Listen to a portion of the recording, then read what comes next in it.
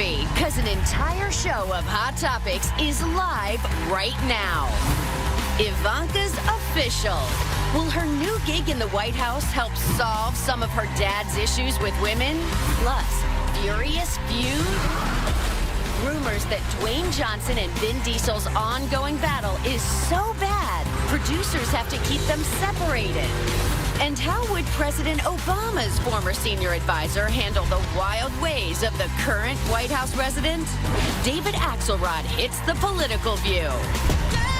Let's fire up Hot Topics with Woofy, Sunny Hostin, Joy Behar, Sarah Haynes, and Jedediah Bila. Now, let's get things started.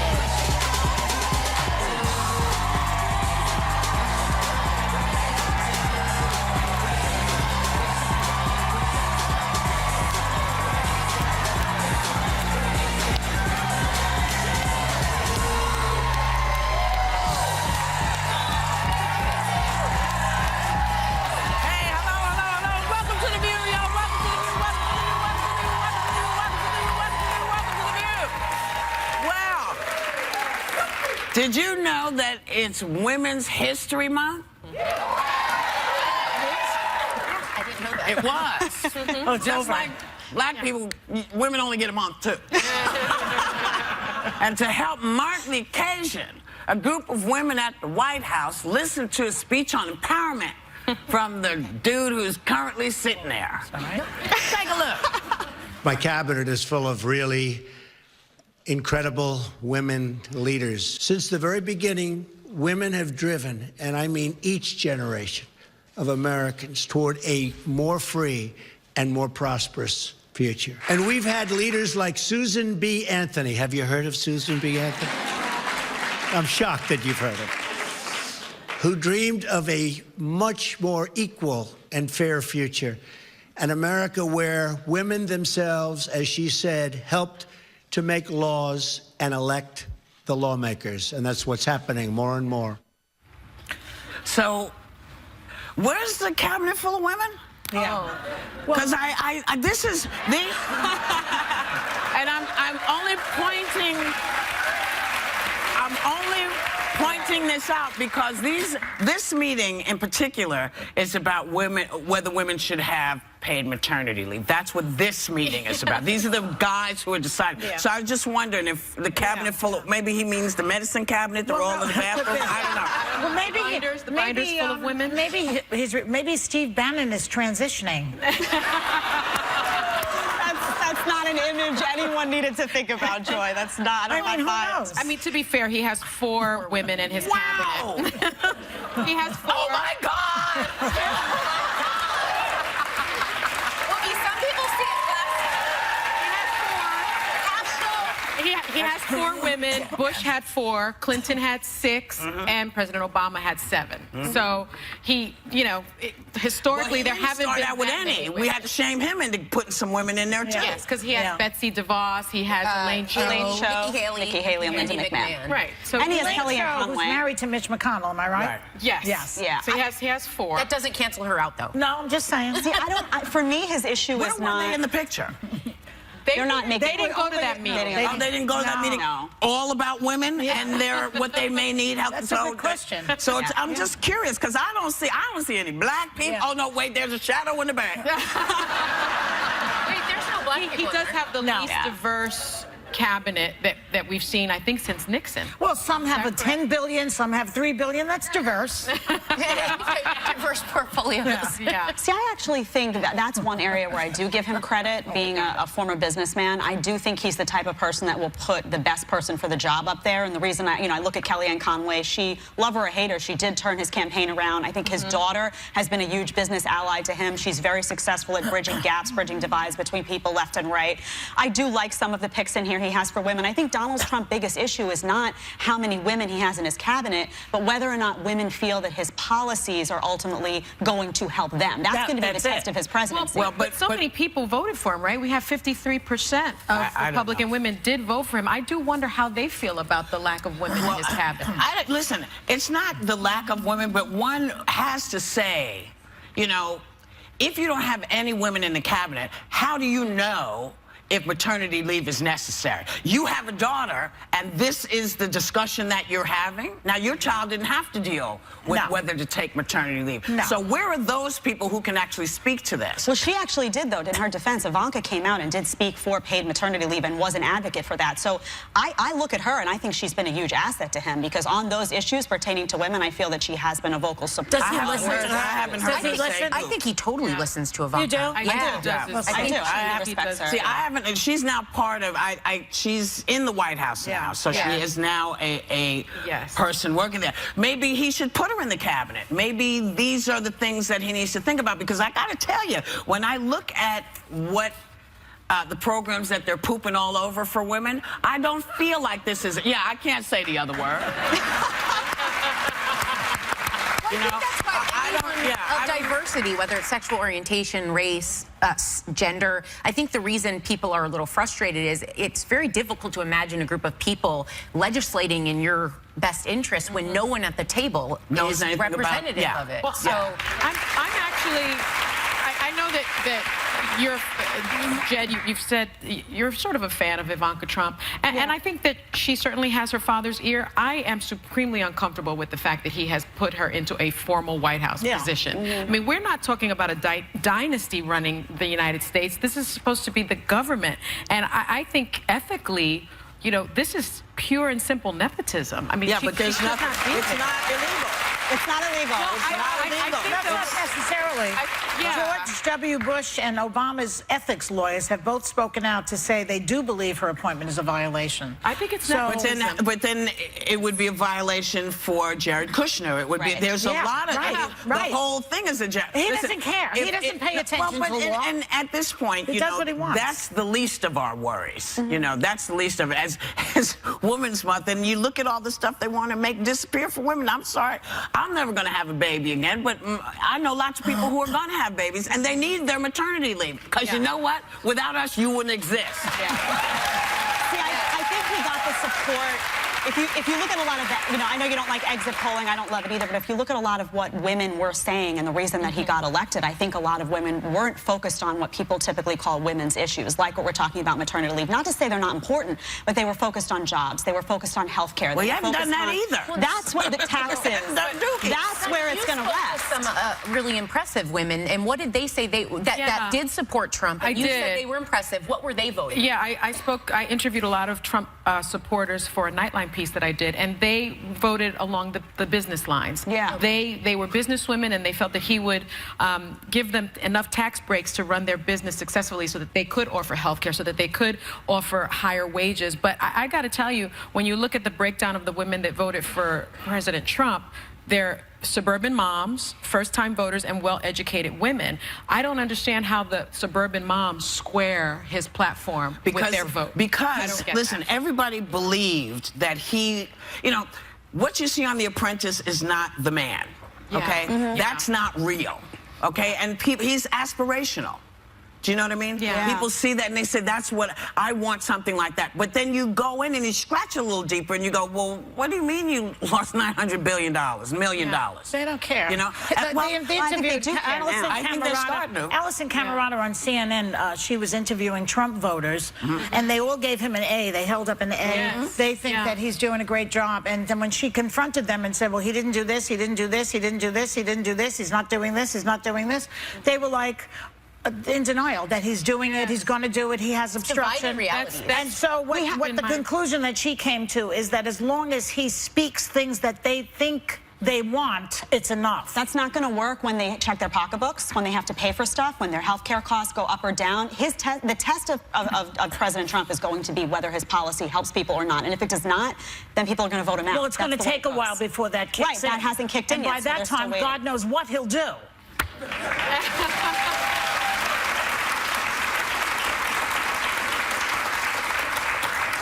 And if God doesn't know, maybe our sponsors do. We'll be right back.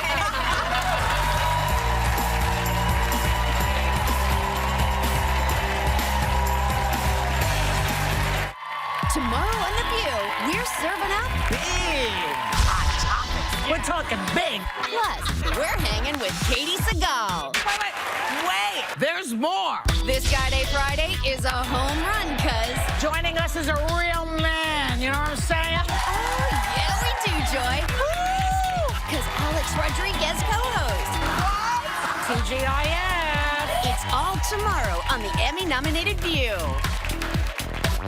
Still ahead, President Obama's former senior advisor, David Axelrod, hits the Political View to reveal how he'd handle the latest White House chaos.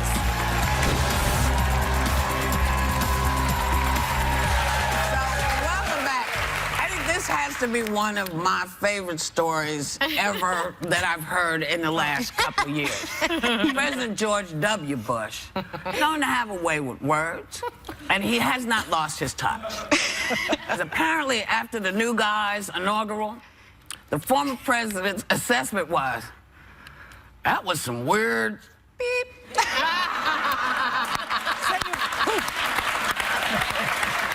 And I have to say, I concur, George. I mean, there's something about him just, you know, just he's thinking about endearing him in doing some ways. it. Yeah. His personality is He's got a very great endearing. personality. But he left office at 22% approval rating. I mean, compared to Trump, he's like Theodore Roosevelt now, you know? But Trump has a 35, I believe. It went down from last week. Down. Yeah. It went down from 37 to 35. Yeah. Joy watches it like the stock I market. do. I'm waiting for it to go down so low to 22. How low? To let's say 22. Right. That the Republicans will turn on him and will get him out. Well, That's do what you I'm find praying it for interesting that Yeah. that when GW left, Yeah. he was at, what did you say, 22. 22 when he After left. 8 years. Yeah. How long has this one been out? Less than 100 A days. minute. 60 Less some odd than like days. 15 minutes, and he's in the toilet. I know. But I mean, that inaugural speech was weird as poop, because if you think about it, it was so gloom and You know, I'm going to doom. teach you how to say poop so that you actually get. Yeah, weird as say it. weird as. No, don't connect the A word because then it sounds like you're saying something else. Okay.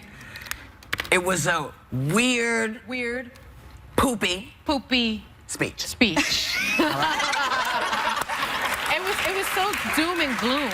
You know, it was so doom and gloom. I've never heard an Very inaugural Darth speech Vader. like that. Very Darth Vader. It was. The thing I love about Bush, though, is that even if you disagreed with him on policy, he had humility to him. Yeah. He had an appeal. He was a likable guy. So he left, and people had concerns. I was one of them, deeply concerned. He was a big spender.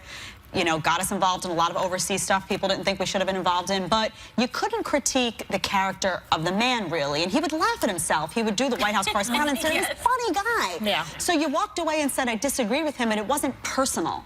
The problem with Trump is that he seems to have no humility, and he makes things personal against you, so then you're inclined to make things personal against him, because you feel like you're being attacked all the time. And I think a lot of He Republicans... does attack.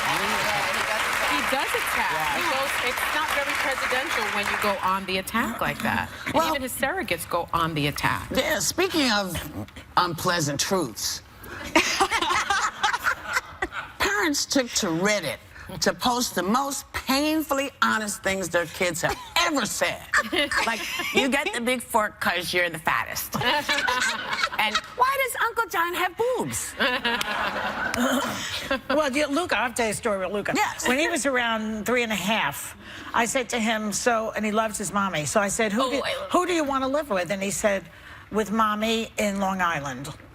And I said, well, where will Daddy live? And he said, Daddy can live in the woods. So I said, well, if he lives in the woods, what's he going to eat? He said, he can eat poisonous berries. Okay? That's called the Oedipal phase of growing up. I love that one of them in this article said, "Happy birthday, Daddy, one day closer to death." That's so funny. How old was that kid? I don't know, but he's very wise. It's kind of nutty. Kids are very, very strange. It's nice, though. It's There's like, no filter. my mom used to own an acting school, and she used to teach kids really small, from ages 3 all the way up until 21. And I used to show up to teach, and I always know, like, I would go on dates afterwards sometimes, and I would go dressed, and the kids would be like, oh no, that's not gonna work. And they would just lay it out. And I loved it though, because they have no filter sometimes, so you know you're getting the truth. Adults filter everything, That's and right. they lie. Well, not all of us. Not all, exactly. I could go to you too, that's true. My niece once asked my sister why she had wind on her shirt, and she couldn't figure out what she was saying. It was the Nike swoosh sign. Like, the way kids see things is so interesting. It's like a totally different perspective. So it's kids and you, Joy, basically. Yes, that's right. That's right. Painfully honest. Painfully honest. So let me just say, as a BS artist, we'll be right back.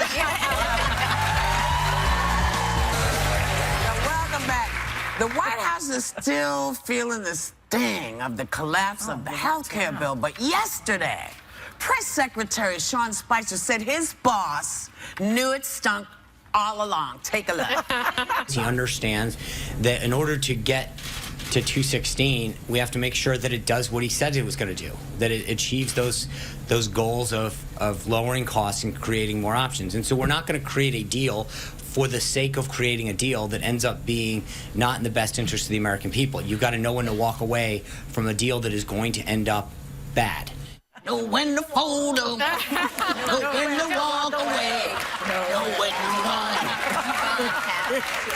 Are they not aware how much the president is actually on TV? Surely he could not have missed the way he was pushing congressmen and senators around. I mean, take a look. I mean, a kooky.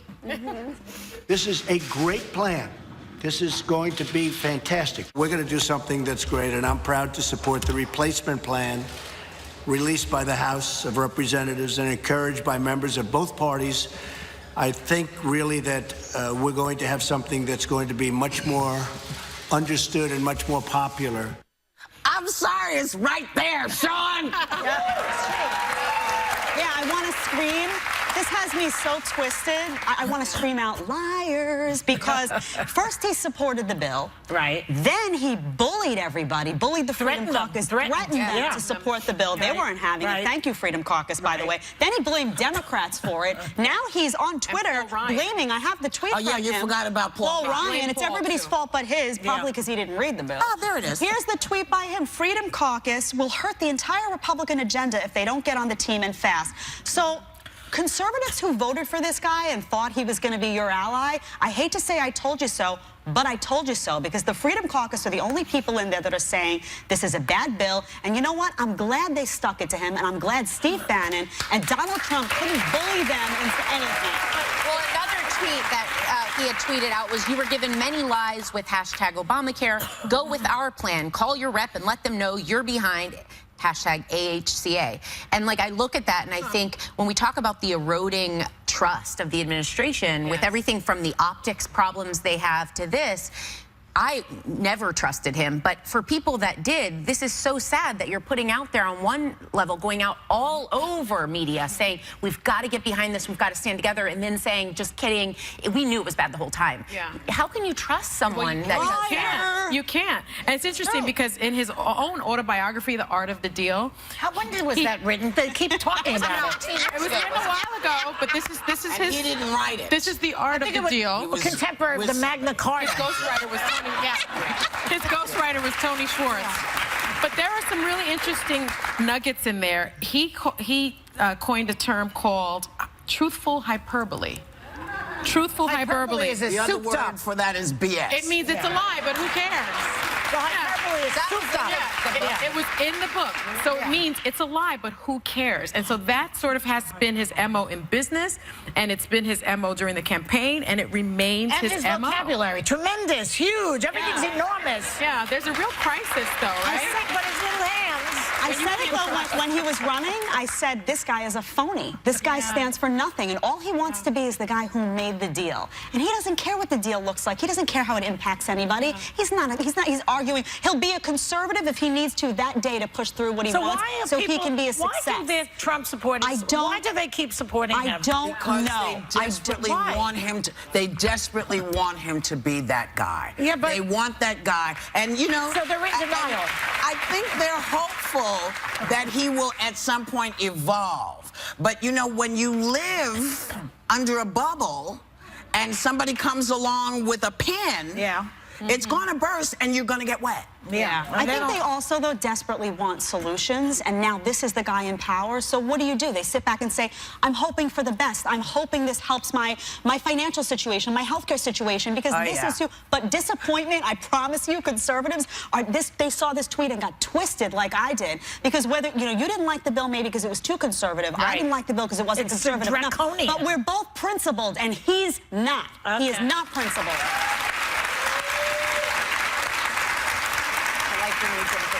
Okay. All right. Okay. I hear you. Oh, people. Get twisted, I'm sorry. She's very twisted. We'll be right back. President Obama's former senior advisor, David Axelrod, gives his political view of how he'd take on the growing controversies of Trump's presidency. Advisor to President Obama. Boy, we miss him. And boy, would he have his work cut out for him if he was still in the White House right now. Please welcome CNN's senior political commentator and host of the X-Files, David Axelrod. Hey, man. So, as I said, you were President Obama's senior advisor. Yes. So, when you heard the new guy's claims that he had been wiretapped by Obama, did you get pissed? I got stunned more than, I mean, obviously it's you get pissed, but the thing was so ludicrous. I mean, it was just so incredible, because anybody who knows anything about government, which may let him out, Yes. would know that a president can't order a wiretap. You'd have all kinds of agencies and people complicit in such an act. Right. There are rules and laws and courts that govern such things. And so even if you ascribe those kind of motives or that kind of attitude to Barack Obama, which I found an astonishing claim, it just was be impossible to accomplish. And I think most people agree, although there was a CBS poll yesterday that said a large number of Republicans believe that he was wiretapped. Yeah. Wow. So, well, it's being reported that the Obama administration, again, blocked FBI Director James Comey from going public with information about Russian interference.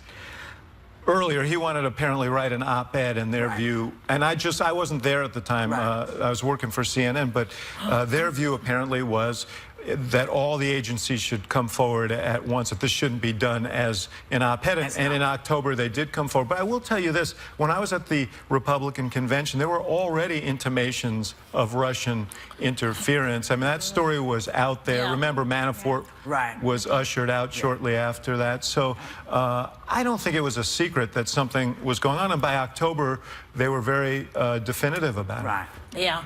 Now, we're watching the what's going on with the Russian connections right now. The FBI, the House of Representatives, and the Senate are all investigating possible links between Trump associates and Russia. Okay? The Intel chairman, Nunes, seems to be wavering a little bit on his position. He doesn't seem to know what he's doing. And a lot of people are going to be interviewed. We're going to learn a lot. Now, not since Watergate have I seen anything like this in terms of corruption, possible corruption in government. Do you think that Trump will end up like Nixon did? You know, I think it's too early to say. What do you think? Too early to say. You got to take a guess.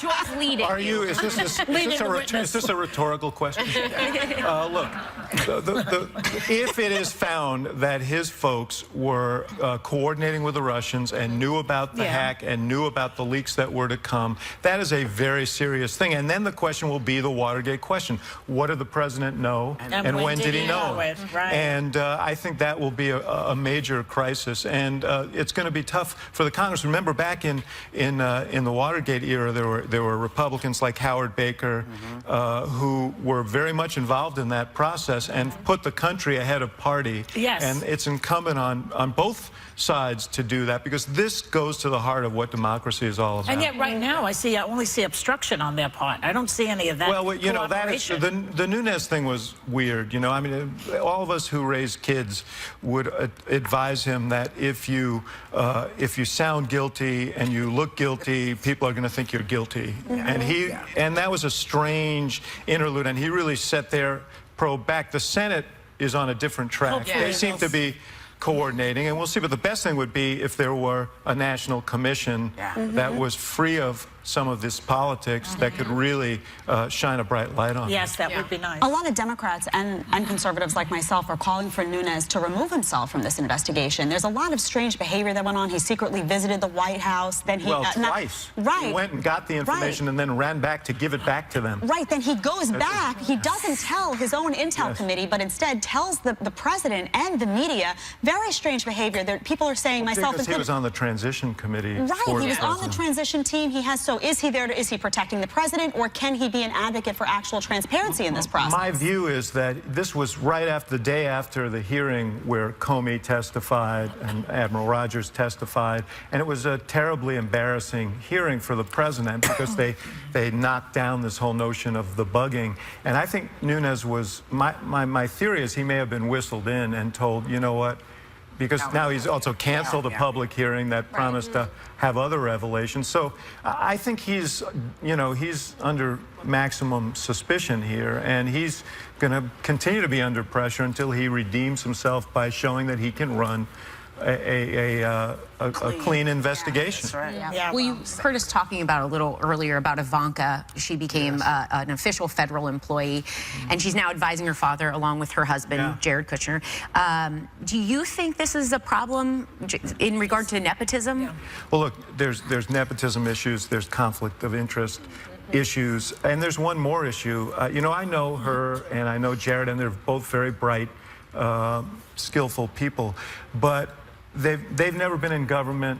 No one around the president in a senior role has ever been in government. The president's never been in government, never served in the military. First time in history that that's happened. And, this is one of the reasons why the first 70 days have been so calamitous. And I'm not sure that she's going to add to that. But I will say this, if the one thing she does is, if she says, Dad, let me just hold that cell phone for you. That's right. Maybe I'll take that. If she does that, then she'll have done a great service to him and the country. Have done great service to the country. I want to talk to you about health care, because for the last 2 years, we've been hearing from President Trump about repeal and replace. The Republicans had 7 years to come up with some sort of replacement. It didn't happen. Why was this such a failure? It was such a failure because the Affordable Care Act in many ways was such a success. The fact is it's changed a lot of lives. I mean, the tens of millions of people who have health care, who didn't have health care, new benefits under insurance policies that are basic to health care, and Medicaid expanded. That's why so many Republican governors were opposed to the law. This was a collision of a political slogan with practicality, with the reality in people's lives. I will tell you, I was there when the Affordable Care Act, and we can debate the Affordable Care Act, and there's no doubt that it can be improved, and it should be improved. But I have a child with a chronic illness, epilepsy. I almost went bankrupt when I was a young newspaper reporter because she had seizures, 10 a day. She had to take medication, and the medication and other stuff was costing us $1,000 a month out of pocket, and I was making $35,000, $38,000. I remember the terror associated with that. I cried the night the Affordable Care Act passed because I knew other families wouldn't have to go through what my family went through.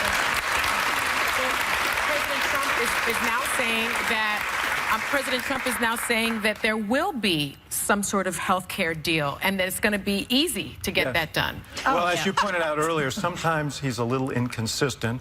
Sometimes his forecasts are not exactly right. I don't see the impetus for that right now. The Republican Party is divided, the Democratic Party is enraged, and it's very hard to put this together in a coherent way. So I don't see that happening. He says he wants the Democrats to help him now. He said that. But Paul Ryan said no. And then Paul Ryan said no. Well, I mean, if he stepped forward in the way that Democrats felt comfortable with, he will lose a lot of Republican votes from people who don't want to continue the Affordable Care Act, who philosophically don't believe the government should be involved in helping to provide access to health care for people. David, I want to get to your special real quickly. You have a CNN special, The Axe Files, airing this Saturday, which is named after your podcast. Yes. You sit down with your political rival, John McCain, and we have a sneak peek. Take a look. You know the thing about Ted Kennedy, the reason You guys once menaced each other in the well of the Senate. We fought and we would fight and then we would finish the fight and would put arm around each other. I'd never forget. He'd say, "Yeah, we did pretty good, didn't we?" You know, I mean, because he divorced personal relationships and personality from the issues. So therefore, if you were friends with Ted Kennedy, that friendship worked. Yeah. The good old days. Yeah, precisely what you guys were talking about before. That's what we need to get back into our politics. You think it'll happen? Well, you know, if it doesn't, our democracies can be really strained. In trouble. Yeah, we it's can't in keep deep going doo-doo like we're going. we can't do this for 4 years. It's just not going to work. Yeah. So I'm glad to see you, man. Nice to see you. You know? Nice to see you. I enjoyed the lively conversation. Well, come back. Come back and play. You don't get this kind of crowd at CNN. Hey, you can catch the X-Files this Saturday night on CNN, and we will be right back.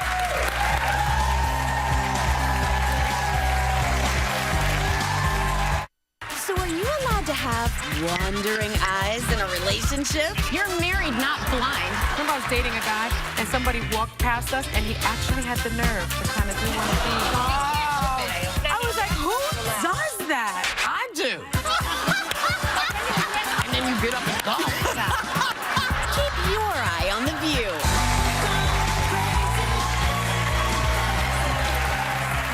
So, Nobody's checking. welcome back. Reportedly, Dwayne Johnson and Vin Diesel are locked in a really bad feud. Yeah, they're being kept separated on the press tour for the new movie, The Fate of the Fabulous Furious, what? You added an F word in there. Yeah, The Fabulous Furious Who-Whats. And it all started because, supposedly, Dwayne Johnson was really upset that Vin Diesel was constantly late to the set while they were filming. Oh, it's like the feud with Betty Davis and Joan Crawford. It's been going on for quite some time. Yeah. And so would that drive you crazy? Would If you someone's be upset? late all the time? I had a shrink who said you wait 20 minutes and then that's it. They're toast. Yeah. Then So- you But imagine when you're filming, like this is the thing, I bet this is one of the first times Vin Diesel is being called out, because I think when you're surrounded by people that maybe nurture you or make excuses for you or enable the behavior, to have an all-star cast that's waiting for you with every piece of the crew, all the equipment, everything there, and you're late, everyone has to wait. money. You can't, it costs so much money. You know, so I think it was that he didn't like that he got called out. You know, it reminds me of a story about Billy Wilder when he was doing Some Like It Hot with Marilyn Monroe. She was late all the time, like hours and hours, and people would say, "Why do you put up with it?" And he said, "You know, my Aunt Tilly is always on time." Meaning, this is the only one who can do that job. So okay if she's late. Wow. You want to put my aunt in there? Well, Vin Diesel is actually the star of that franchise, right? He's been there from the very beginning. Yeah, when but you can't Dwayne wait. You can't wait. No, you can't waste time. Listen, being late is very disrespectful. Yeah. Very. Because if you, you know, I don't care how big a star you are. Yeah. There are hundreds of people on that set. They all got stuff to do too. Also, isn't You're saying everyone, your time is more everyone can be important than theirs. replaced these days? Well, you know, you can't be replaced, but it's much better to say, hey, man, you know, just like you got stuff to do. Yeah. You said this is a time we should be starting now. If we're starting 2-3 hours late, then you're messing me up with my family. Or you're messing me up with this. Is there a reason that he gives? We don't know. We don't know. And we don't, you know, who knows? Yeah. But the other thing that's really gotten everybody all freaked out is Black China, who I also, as you know, have a really big problem with, because she calls herself Black China, but then on the show she's just China, and I don't get it. Isn't she still black? Well, she leaves off the K. So she and Rob Kardashian have a baby, and she has another baby. With Tyga. With Tyga. Yes. And she's saying Tyga is not stepping up and paying child support. I'm so upset about this because if Black China's not happy, I'm not happy. And so this must be resolved. Well, and it's sort of incestuous in the sense that Tyga is now with Rob Kardashian's sister Kylie. So there's a lot going on there. But what I'm uncomfortable with is, why are you airing this over social media?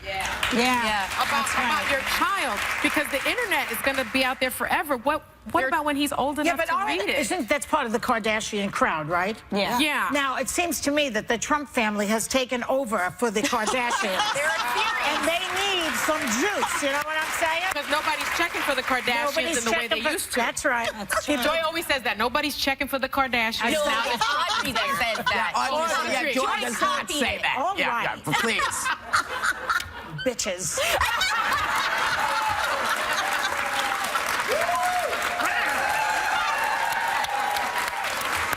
Takes one to know one. We'll be right back.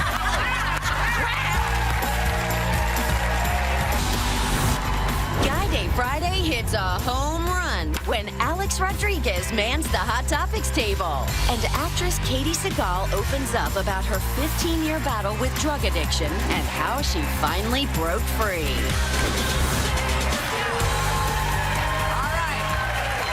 Hold on, this is a mouthful. So listen, ABC's Magic of Storytelling campaign ends tomorrow. The goal is to distribute 1 million books to kids in need through First Book, which is a national nonprofit that provides new books to organizations serving children from low-income families. You can still do your part. In order to make a difference with First Book, all you have to do by tomorrow is post a shelfie, which is a selfie in front of a bookshelf, or with a book. Post it to Twitter or Instagram and include the hashtag Magic of Storytelling, and Disney will give a book to a child in need through First Book. Visit www.firstbook.org to be inspired to learn more. Good God. Do it again. You missed something. Oh, wait, I have to... Let's do the hashtag I have again. to do this thing. Wait. Do the last thing. So it's... Visit www.firstbook.org. Slash. Oh, sorry. God bless you. Do it again. Be inspired. Go ahead, you got You know time. what? Come to... No, I'll tell you what to do. Go to the View website, and you'll get all the information. Yeah, You'll it's see it easier right that there, way. okay? We want you to have a great day and take a little time to enjoy the view. I don't need it. 100 students on the